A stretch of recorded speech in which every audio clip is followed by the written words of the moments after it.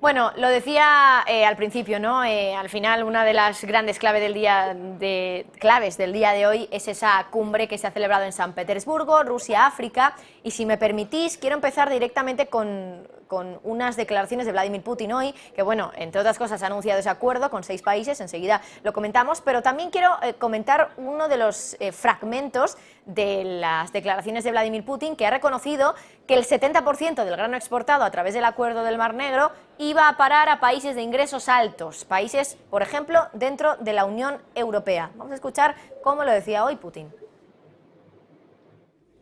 En el transcurso del año, en el marco de este acuerdo de Ucrania, se exportó un total de 32,8 millones de toneladas de cargas, de las cuales 70%, estimados amigos, acabaron en países con niveles de ingresos altos y más altos que medios, incluida la Unión Europea.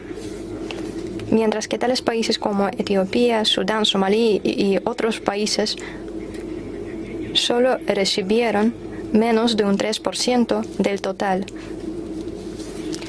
menos de 1 millón de toneladas. Y si no recuerdo mal, menciona Etiopía y creo que Etiopía es uno de esos 6 países con los que ahora Rusia ha llegado a un acuerdo para mandar este grano de manera gratuita.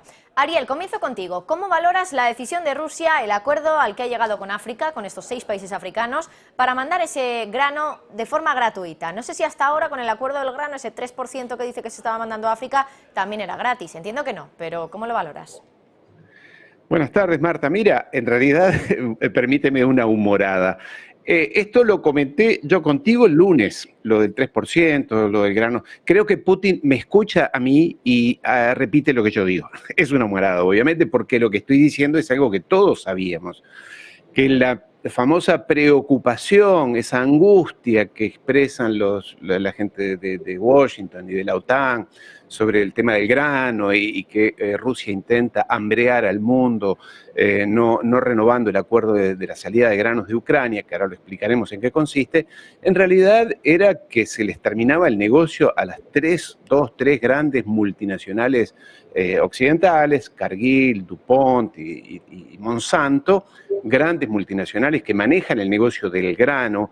El grano es un commodity, los cereales son un commodity a nivel mundial, como lo es el petróleo y tantas materias primas, que lo manejan en este caso 3 o 4 multinacionales, como digo, Cargill, DuPont, Monsanto, y se les terminaba el negocio, porque ellas lo que quieren es sacar los granos, los cereales de Ucrania y venderlos principalmente en Europa y los Estados Unidos.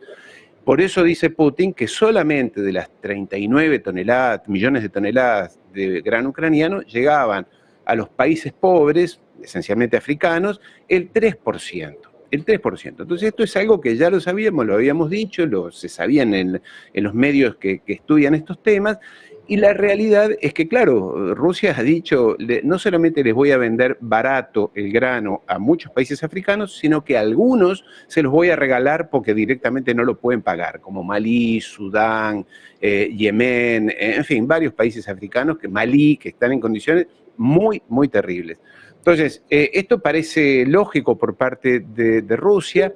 Parece lógica la histeria que existe en Occidente, sobre todo los grandes medios de comunicación occidentales, europeos, que dicen Rusia usa el arma de los cereales para extorsionar al mundo. No, lo que dice Rusia, y una vez más, yo no defiendo a Rusia, simplemente estoy poniendo sobre la mesa los elementos de análisis, es: aquí había un acuerdo para que salieran los granos de Ucrania, los cereales ucranianos, en el cual incluía, entre otras cosas, que Rusia protegía en el Mar Negro los buques que llevaban ese cereal, no iban a ser atacados, a pesar de que prácticamente la mitad del Mar Negro, sobre todo en las costas limítrofes con Ucrania, están llenas de minas establecidas, minas marítimas establecidas por el ejército ucraniano.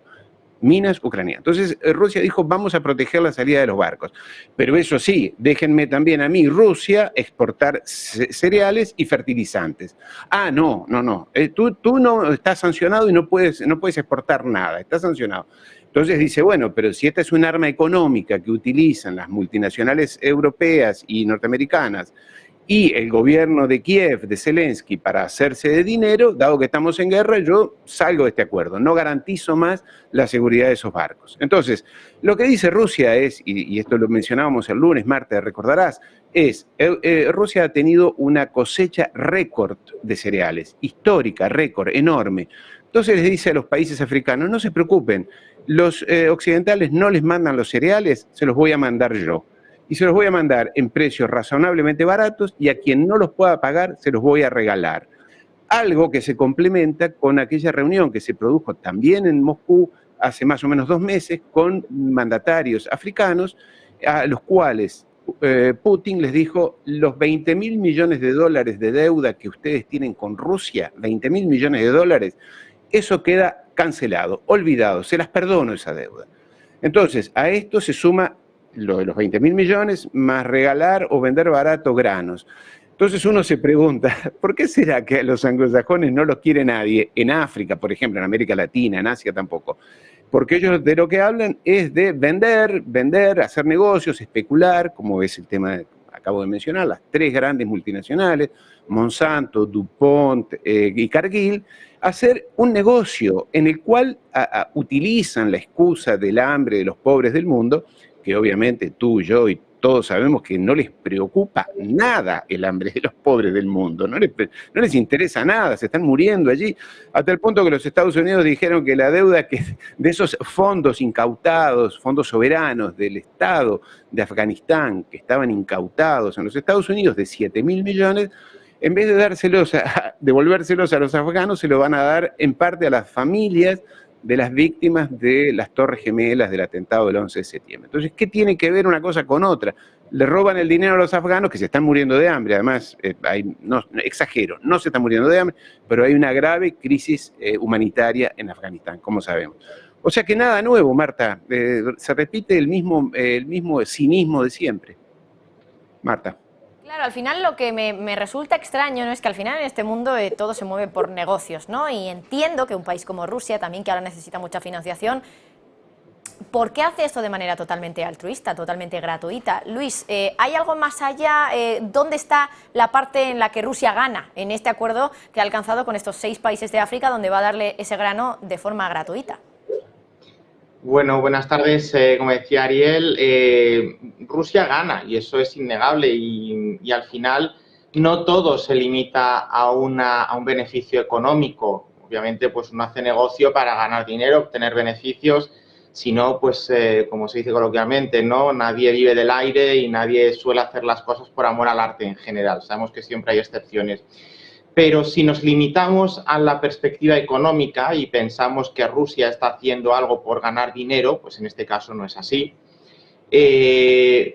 Pueden venir otros beneficios de otra manera, ¿no? Y aquí yo cuando estábamos comentando esto, pues creo que tiene bastantes similitudes con lo que en una época reciente, unos 2 o 3 años atrás, hablábamos de la diplomacia de las vacunas, ¿no? Es decir, por qué China, por ejemplo, repartía y hacía, bueno, pues esa labor humanitaria en un momento de dificultad, regalando mascarillas, productos sanitarios, EPIs, luego también las vacunas. Bueno, podríamos entrar en la calidad de las vacunas, ¿no? Pero ¿por qué hacía todo eso si realmente era fondo perdido, ¿no? Si no iba a obtener un beneficio económico, igual que lo está haciendo Rusia, ¿por qué está dando grano? Bueno, lo deja barato, bueno, puede cubrir costes, pero si lo regala, ¿qué beneficio económico tiene? Bueno, económico ninguno, pero esto trasciende, va más allá de la economía, pienso yo, y al final Rusia gana aliados, gana una posición estratégica con ciertos países, y que es verdad que, por ejemplo, con el caso de Etiopía, pues las relaciones con Rusia siempre han sido especiales, ¿no? Desde varias décadas atrás. Pero con esto Rusia está intentando romper cierto aislamiento, ¿no? Es innegable, está dando a través de los alimentos, ya decía, ¿no?, la similitud con las vacunas del periodo de la pandemia con China, ¿no? Es decir, bueno, pues está utilizando un bien que tiene, bueno, habéis dicho las cosechas han sido abundantes, pues que tiene incluso a lo mejor en exceso y que podría echarse a perder, que no lo puede colocar en el mercado europeo por las sanciones, y que lo utiliza precisamente como ese punto a favor, ¿no? Para intentar atraerse, generar cierta relación de dependencia o si, bueno, pues que le deban un favor a algunos países, que a estos países les viene bien por temas humanitarios, por temas de alimentación de la población, pero que es innegable que, bueno, pues ese favor algún día se cobrará de alguna manera, ¿no? Y sobre todo, pues también es la manera que Rusia está viendo que puede servir para atraerse a países a su ámbito, bueno, pues un poco contrastando, ¿no? Ese modelo de que malos son los ucranianos que nos han dado el grano, se lo han dado a los países ricos, eso que en la política española también aparece de vez en cuando, ese discurso maniqueísta incluso, pero con esto Rusia está jugando ese mismo juego. Qué malos son los ucranianos, yo soy más bueno porque os lo doy de manera gratuita, mientras ellos intentan hacer negocio y nos lo dan. Bueno, pues romper sobre todo parte del bloqueo, utilizar el excedente que pueda tener de esos recursos, de esas materias primas, para, en el plano de la política internacional, un poco también de la geoestrategia, mover sus fichas en el tablero africano. No olvidemos que en el tablero africano también está China, es decir, Europa también, y al final es un punto de encuentro entre estos tres actores. Estados Unidos también está, pero bueno, Estados Unidos ya sabemos la percepción que tiene, ¿no? Y que comentaba, creo que era Ariel. Es decir, hay 4 actores que se están moviendo en el tablero africano, en este caso, y que lo que intentan es colocar sus fichas, utilizar sus potencialidades para maximizarlas el día de mañana en función de los intereses que la coyuntura vaya mostrando que puedan ser los idóneos en cada momento.